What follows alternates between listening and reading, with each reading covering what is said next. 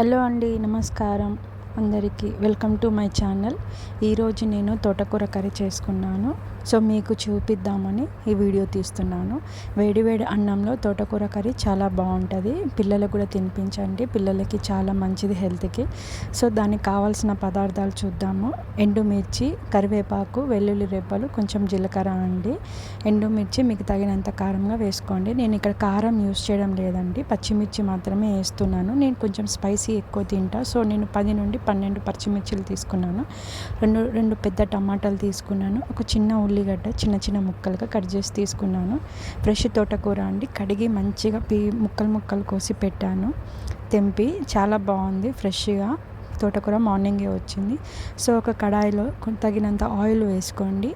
నేనైతే 2 table spoon వేసుకున్నాను. మీకు ఎంత వేసుకుంటారో మీ ఆలోచన చొప్పున వేసుకోండి. సో ఆయిల్ హీట్ ఎక్కిన తర్వాత జీలకర్ర వెల్లుల్లి రెబ్బలు వేసాను. అవి కొంచెం వేడైన తర్వాత ఎండుమిర్చి, కరివేపాకు కూడా వేసి వేయించానండి. ఎండుమిర్చి కొంచెం ఎర్రగా అయ్యేంత వరకు ఉంచిన తర్వాత పచ్చిమిర్చి, ఉల్లిగడ్డ వేసుకొని కలుపుకోండి. పచ్చిమిర్చి కారం అనేది ఆయిల్కి అంతా పట్టాలి అండి. సో ఆయిల్కి పట్టేలాగా మీరు వేయించుకోండి.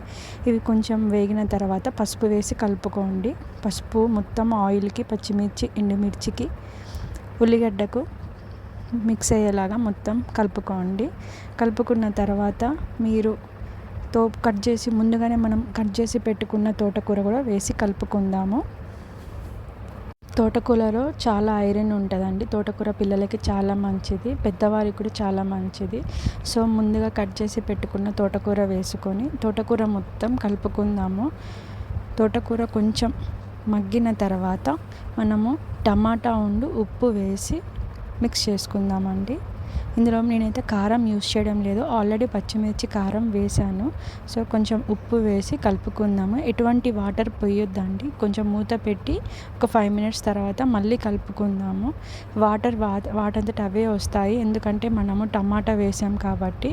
ఎటువంటి వాటర్ పోయొద్దు మనము. ఉప్పు కూడా ఒకసారి చూసుకోండి. మీరు చూడండి, ఇలా వాటర్ మొత్తం ఊరుతాయి. ఈ వాటర్ అన్నీ ఇంకిపోయేలాగా మనము కలుపుకుంటూ ఉండాలి. ఈ లాస్ట్కి కొంచెం ధనియాల పొడి వేసానండి. ఫైనల్గా తోటకూర ఇలా వచ్చింది. చాలా బాగుంది వేడివేడి అన్నంలో. సో ఈ వీడియో మీకు నచ్చితే లైక్ చేయండి, షేర్ చేయండి, కామెంట్ చేయండి, సబ్స్క్రైబ్ కూడా చేసుకోండి. Okay friends, bye.